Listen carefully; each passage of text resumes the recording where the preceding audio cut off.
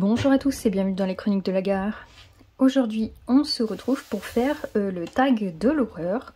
Donc j'ai été taguée par ma copine Panoramimix et c'est le tag de Zazou. Donc je vais continuer mon petit colo avec vous, histoire que ce soit pas juste un question-réponse tout simplement. J'ai mes petites questions à côté et c'est parti. Donc pour la première question, c'est crois-tu aux phénomènes paranormaux ? Alors, oui, moi je crois aux fantômes principalement, parce que j'en ai déjà vu, ou en tout cas j'ai vu des phénomènes qui m'ont fait croire que c'était des fantômes. Après, est-ce que je crois en autre chose ? Non. Je pense pas non plus qu'ils puissent faire des tas d'actions sur nous, hein, juste simplement je pense que y a des esprits qui se promènent, voilà. Donc je vais pas trop en dire parce que ça va empiéter sur la question d'après. Donc la question 2, c'est as-tu vécu une expérience paranormale et si oui, raconte-nous. Donc comme expérience paranormale,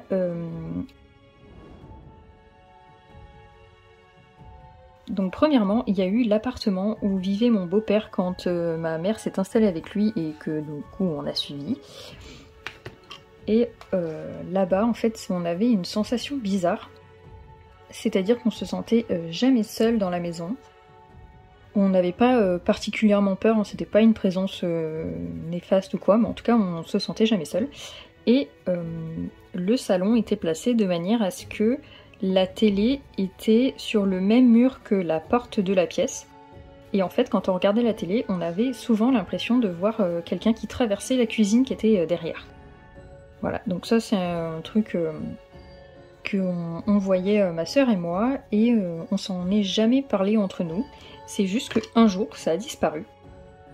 De là, on s'en est parlé en fait, on a dit ouais, je voyais un truc bizarre, toi aussi, ouais, ok, enfin voilà.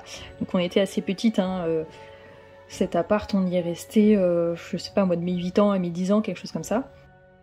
Et en fait, on a décidé d'en parler à notre mère, et elle nous a dit que effectivement, ils avaient fait venir quelqu'un pour, entre guillemets, exorciser l'appartement. Parce qu'elle aussi, elle avait cette sensation bizarre. Et en fait, apparemment, l'ancien propriétaire de l'appartement s'est pendu dans la chambre qu'on occupait avec ma sœur. Donc un petit truc très joyeux. Mais comme je dis, on n'a jamais ressenti quelque chose de négatif avec cette présence. Juste, on a aperçu des choses. Et bah, du coup, c'était à la même époque, la première fois qu'on est rentré donc, dans la maison de ma belle-mère, donc la femme de mon père. En fait, on connaissait toute la maison. Voilà, on n'était jamais revenu dans cette maison, c'est ma belle-mère qui l'avait fait construire, donc c'est pas... ça pouvait pas être une maison qu'elle avait rachetée, qu'on avait déjà vue par exemple, hein. Et en fait, on savait exactement quelle pièce était où, qu'est-ce qu'il y avait derrière telle porte, voilà, c'était une sensation bizarre, vraiment, on connaissait toute la maison. Après, il y a encore eu des petits trucs étranges qui sont passés par-ci par-là, mais sans plus. Ensuite, question 3. As-tu déjà habité ou visité un lieu hanté ? Donc du coup, bah oui, 2 fois. L'appartement de mon beau-père, donc qui était hanté par ce monsieur, et également la maison de ma belle-mère. Donc on pense que c'est la raison pour laquelle on connaissait toute la maison comme ça. Donc on était très petites, hein, moi j'avais 8 ans et ma soeur avait 10 ans. Donc l'ex-mari de ma belle-mère est décédé, je sais pas exactement où, quoi, comment, mais son esprit visiblement était toujours dans la maison, et alors nous, il nous a jamais rien fait, on n'a jamais eu d'apparition bizarre, outre le fait que, voilà, on connaissait la maison, et que c'est peut-être lui qui nous a dit, hein, on sait pas. Mais mon père ressentait des trucs vraiment étranges, alors que lui, il croit pas du tout à ce genre de choses, hein, il est hyper cartésien, vraiment c'est des trucs, aucune considération pour les esprits, etc. Et en fait, donc il nous disait que la nuit, quand il éteignait la lumière, il avait l'impression que quelqu'un l'attrapait. Des fois, il sentait comme si on lui faisait un croche-patte dans la maison. Voilà, des trucs vraiment bizarres.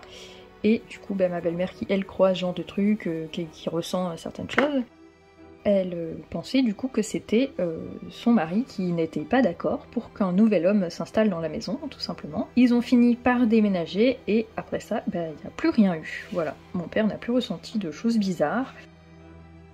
et il a plus été attrapé dans son sommeil, voilà. Ensuite, question 4, as-tu déjà joué au Ouija? Pas du tout, et c'est quelque chose que je ferai jamais, déjà parce que j'ai vu plein de films sur le sujet où ça tourne très mal, hein, voilà. Et comme je dis, vu que je crois aux esprits, je vois pas l'intérêt. Comment je peux dire ça? Je crois pas forcément que les esprits sont maléfiques ou quoi, bon, même si on part sur l'expérience que mon père a vécue, mais du coup je vois pas l'intérêt d'aller les déranger, vous voyez ce que je veux dire? Je vais passer pour une folle. Voilà, donc vraiment je ferai jamais ça, parce que voilà, je pense que les conséquences ne seront que négatives, j'ai pas du tout envie d'aller déranger un esprit ou quoi que ce soit. Ensuite, as-tu déjà pratiqué la magie noire ou blanche? Non. Quand j'étais petite, je m'amusais à faire des potions avec une grande bassine d'eau et tout ce que je trouvais dans le jardin, mais partant de là, non. Après, je suis une énorme poissarde. Voilà, faut savoir que j'ai beaucoup de poisses. Et très souvent, je m'en suis rendu compte là parce qu'on est en plein dans la période et en discutant avec une copine, je me suis aperçue que c'est principalement de septembre à novembre que c'est le pire. Parce que, on va dire que les 3/4 du temps, j'ai la poisse en mode il m'arrive un truc positif, mais va y avoir un petit truc négatif par-dessus. Voilà. C'est des conneries, des choses pas très graves, mais il y a toujours un petit quelque chose qui vient gâcher le truc. Alors c'est pas... y en a qui vont dire que c'est parce que j'y pense donc ça arrive, machin, ce genre de truc, c'est ce que ma tante dirait par exemple. Mais pas du tout parce qu'en fait je me rends compte après. Voilà, c'est genre il m'arrive une couille et puis je fais ah merde c'est con, hein, et quelques jours après je réfléchis, je fais ah bah oui, bah il y a eu ça. Et du coup, corrélation directe. Voilà, les 2 exemples de cette année que j'ai sur le sujet, c'est mon mariage, hein, qui était du coup censé être le plus beau jour de ma vie, etc. C'est le cas, hein. Mais du coup, voilà, c'est une super journée, sauf que je me suis pété la gueule à la séance photo de 11h, donc je me suis fait une entorse et j'ai passé tout mon mariage sur mon entorse jusqu'à je sais pas quelle heure du matin. Il y avait un vent de folie qui a fait que tout le monde était en doudoune avant la fin de la soirée.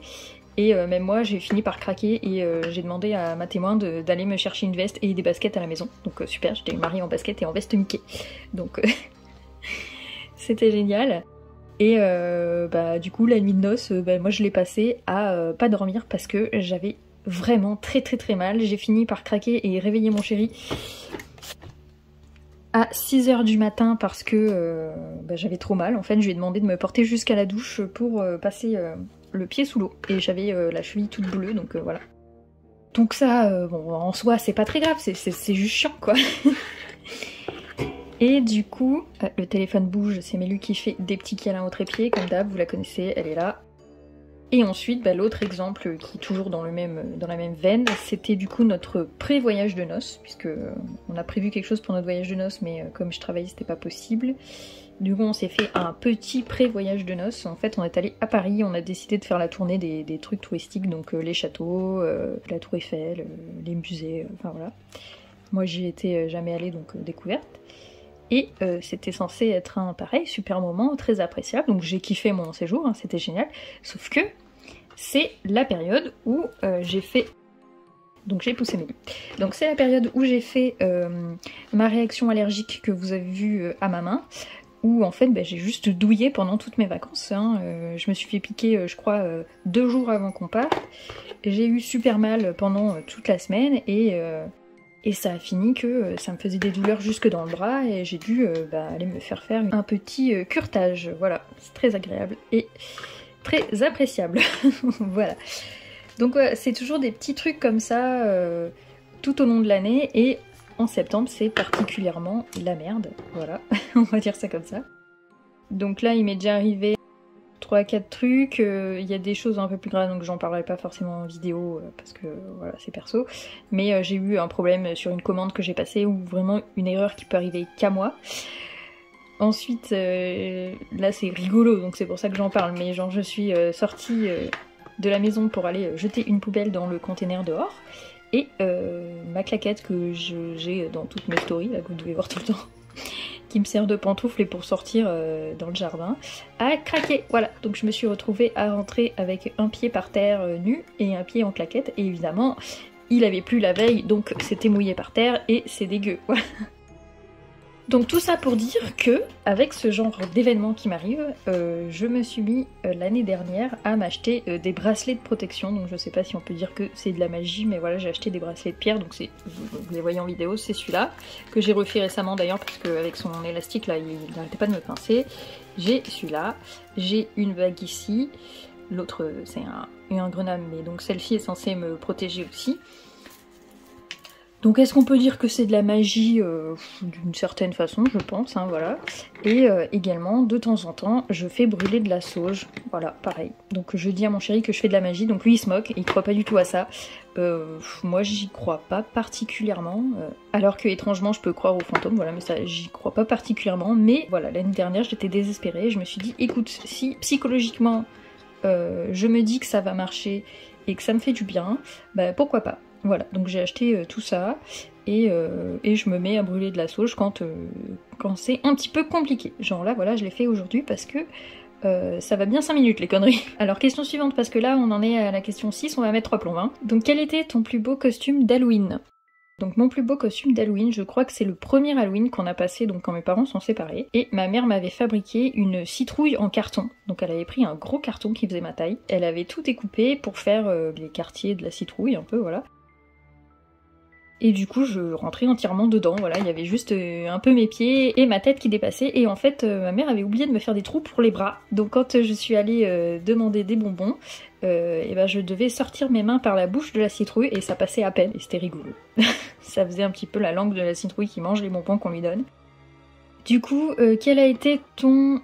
Non, ça j'ai déjà lu, pardon. Donc question 7, jusqu'à quel âge as-tu participé à la cueillette de bonbons? Je trouve ça très rigolo comme choix de mots, la cueillette de bonbons. Et ben du coup c'est la même année que mon costume citrouille, et je sais pas, du coup je devais avoir 8 ans ou 9 ans, voilà, je me rappelle plus si c'était première année ou deuxième année. Question 8, aimes-tu Halloween et si oui pourquoi? J'aime bien Halloween, je sais pas, j'aime bien l'ambiance, j'aime bien la déco d'Halloween, je trouve que l'automne est une très jolie saison, même si elle me réussit pas. Mais oui voilà, j'aime beaucoup les couleurs, j'aime bien... Voilà, d'une manière générale, j'aime bien les crânes, les squelettes, les trucs comme ça me fait kiffer. J'ai eu ma période gothique au lycée, voilà. Après, le fait de la cueillette de bonbons, pas particulièrement, c'est pas un truc qui me fascine plus que ça. Mais c'est l'ambiance, quoi, c'est exactement comme avec Noël, j'adore Noël. C'est pas forcément pour les cadeaux, c'est parce que j'aime les couleurs de Noël, j'aime que tout soit décoré, voilà, c'est... Je trouve ça sympa quand on passe dans les vitrines, il y a des petites citrouilles, des toiles d'araignée, c'est mignon. Question 9, montre-nous tes 3 livres préférés pour Halloween. Alors, j'ai pas préparé. Donc, pour mon livre préféré d'Halloween, il y a comme tout le monde le Cute and Creepy. Je suis en train de regarder ma bibliothèque en même temps. Hein. Donc, le Cute and Creepy. Bien évidemment, j'aime tous les Carolina. Donc, je vais vous sortir le Ticket to Dream. Voilà, je trouve que c'est celui où les ombres sont le plus marquées, donc éventuellement qui fait le plus creepy, voilà. Et un troisième, ce serait tout simplement tous mes coloring events d'Halloween, hein, qui sont là, voilà. Donc tout simplement livre sur le thème d'Halloween, j'ai pas pris le meilleur, mais où on a des colos comme ça. Ouais, je trouve ça sympa, en plus il y a plein d'illustrateurs différents. Ensuite, question 10, montre-nous tes 3 colos d'Halloween dont tu es le plus fier. Alors, je vais totalement vous spoiler ma vidéo des coloriages terminés, mais pour le coup, c'est vraiment les colos que je préfère. Donc, il y a celui-ci, donc que j'ai commencé pour le Coloringtober de la Emiana. Attendez, je regarde si... Voilà. Donc que j'aime beaucoup, ma petite sorcière. Je trouve que l'illustration de base est vraiment magnifique et je me suis bien débrouillée. Je trouve que le choix des couleurs est plutôt pas mal, voilà. Et la colorisation est bien, j'ai fait ce que je voulais, donc je suis très contente. Ensuite, il y a celui-ci, pareil, que j'ai commencé pour le Coloringtober de la Emiana.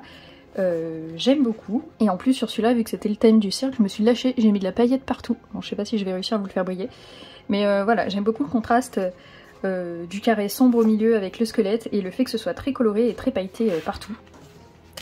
Et ensuite, j'aime beaucoup, je vais y arriver,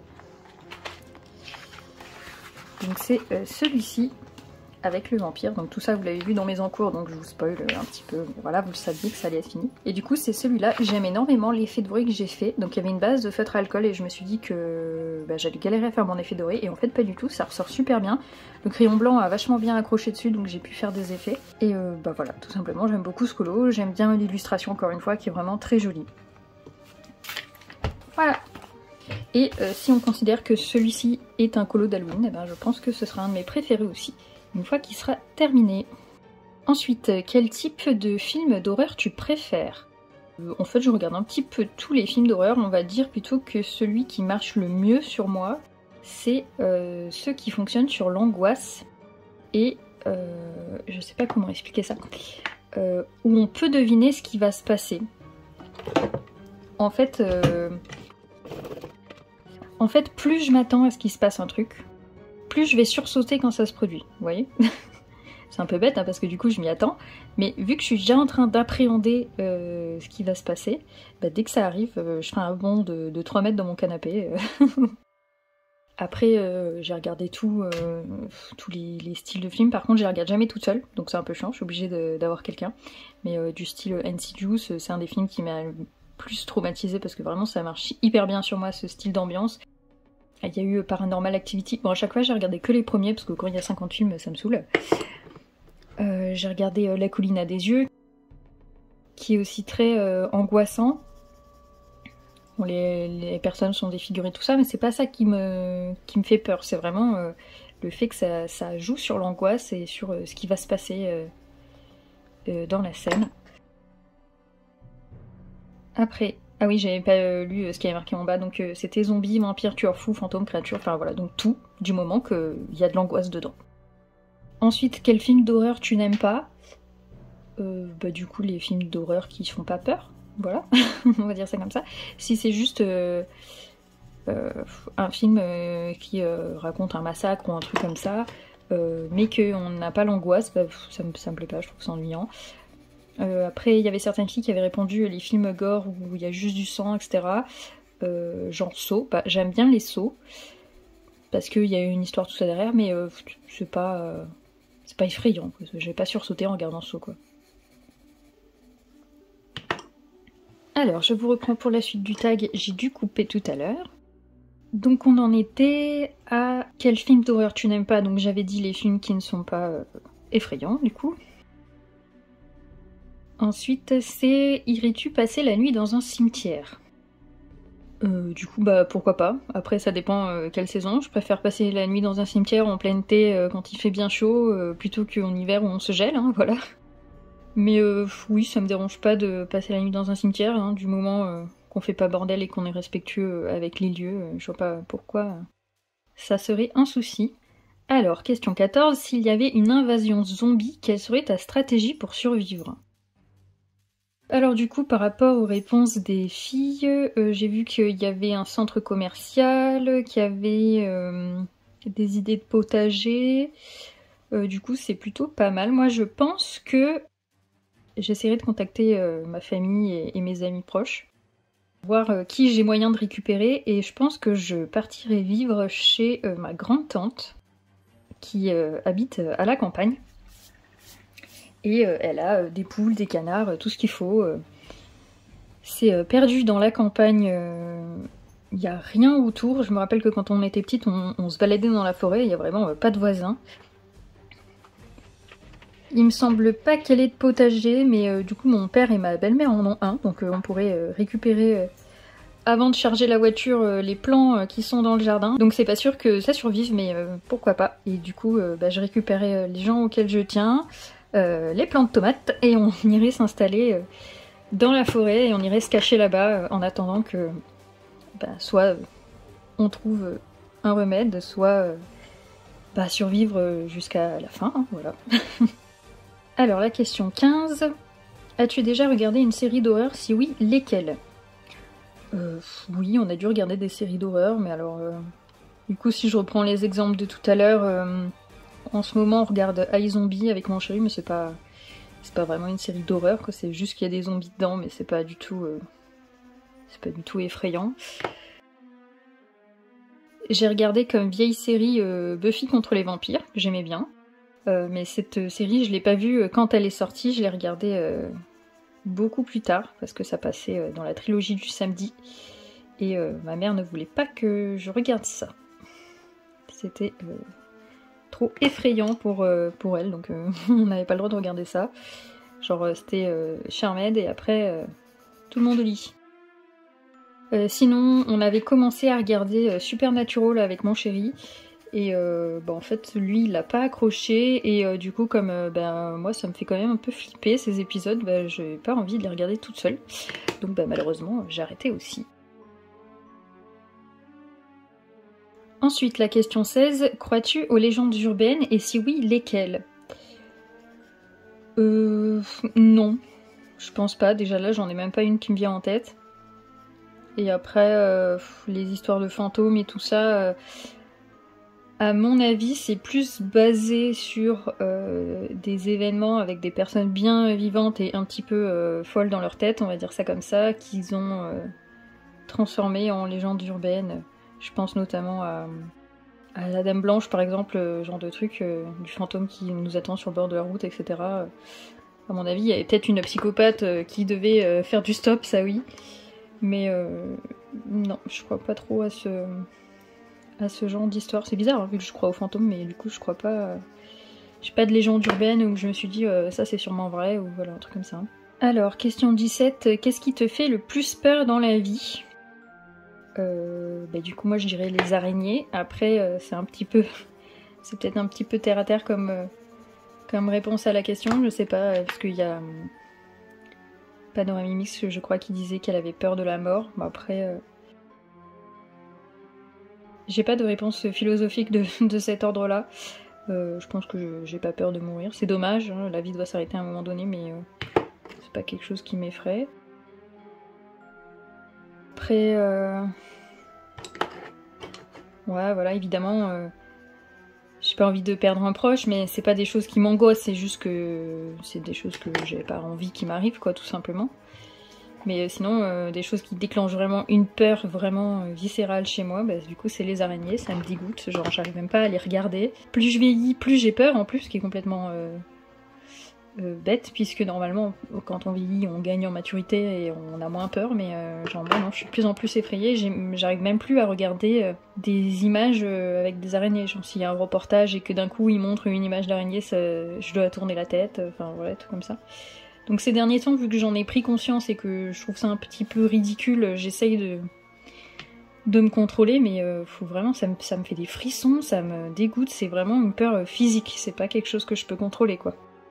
En plus, on habite à la campagne, donc on en a plein à la maison. Donc, tant que c'est des faucheuses, ça va, et encore, c'est jusqu'à un certain diamètre, mais les grosses araignées, là, où on voit bien les corps et la tête, là, ça me fait des frissons. Je supporte pas ça, je suis même pas capable de les écraser moi-même, hein. Il faut que j'appelle mon chéri pour qu'il vienne me sauver parce que sinon c'est pas possible.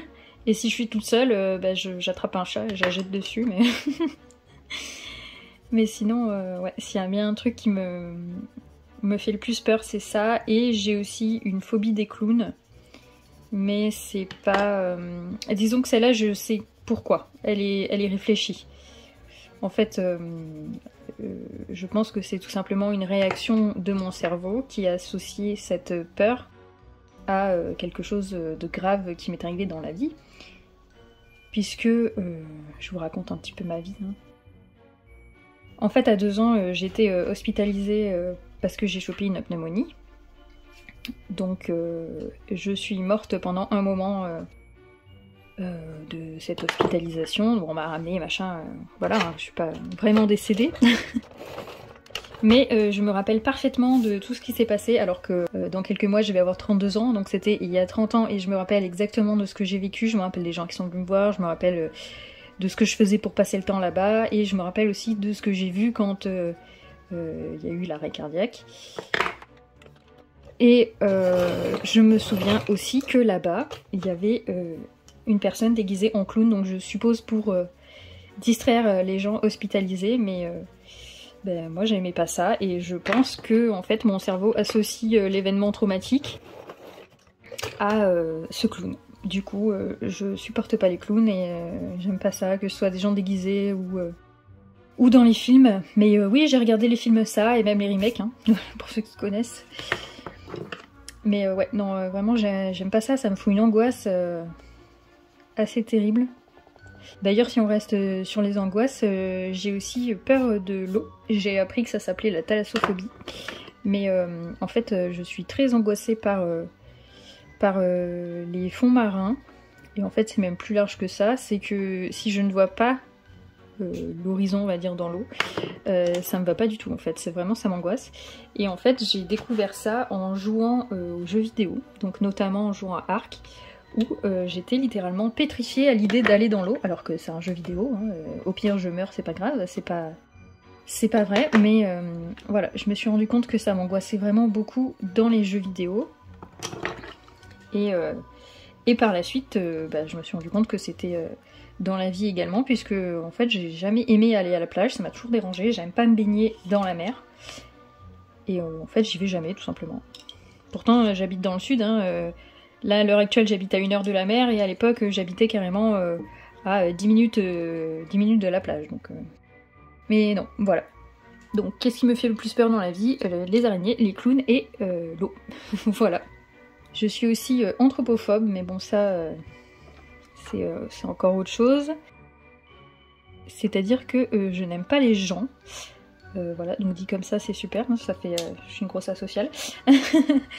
Non, en fait, du coup, je suis très angoissée quand je dois rencontrer des gens que je connais pas. Je n'aime pas parler aux gens que je ne connais pas. Et si par exemple je dois faire la queue, j'en sais rien moi, pour aller au cinéma, je suis pas à l'aise. Quand j'étais petite, quand mes parents ils m'envoyaient chercher du pain, ça me foutait une angoisse. Je restais 10 minutes devant la boulangerie à me convaincre d'y aller parce qu'il fallait parler au boulanger. Voilà. En étant adulte et en devant affronter le monde du travail et les gens, j'étais un petit peu obligée de faire face, et du coup je me suis un petit peu calmée là-dessus, on va dire ça comme ça, mais ouais, c'est un truc... J'en discutais avec des gens, si c'est par message tout ça, il n'y a pas de souci, ça va, mais même au téléphone c'est quelque chose qui me dérange. Et à l'époque même, je ne répondais pas au téléphone si on m'appelait. Et il fallait limite me prévenir à l'avance qu'on allait me téléphoner, sinon je répondais pas, même si c'était un numéro de quelqu'un que je connaissais. Je voyais le nom qui s'affichait, je raccrochais, je lui envoyais un message et je lui demandais ce qu'il voulait. Du coup il est bien ce tag, hein, on se rend compte que les gens qu'on suit sont des gros perturbés.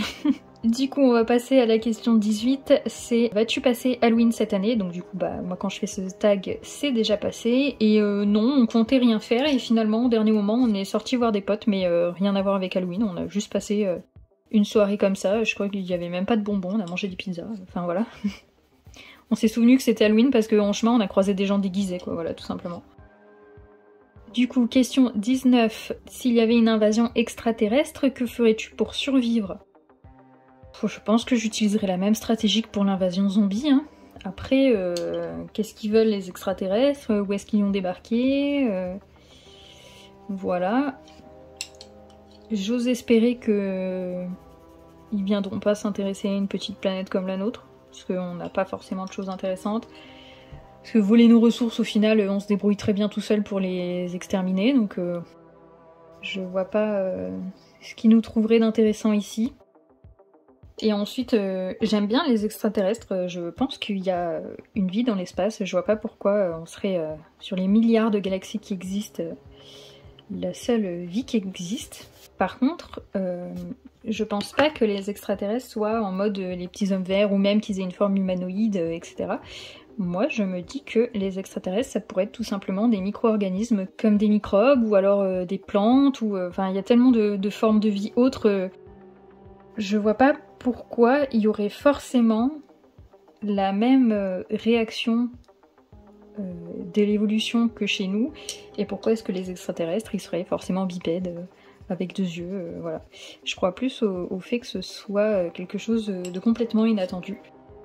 Et du coup j'ai regardé énormément de documentaires sur l'espace et tout ça, je suis passionnée par l'espace. Alors je pense que c'est parce que je suis née au mois de mars, voilà, tout simplement. Le fait que mon anniversaire tombe le mois de l'année qui porte le nom d'une planète, ça a dû m'interpeller, je sais pas, du coup j'aime beaucoup regarder l'espace.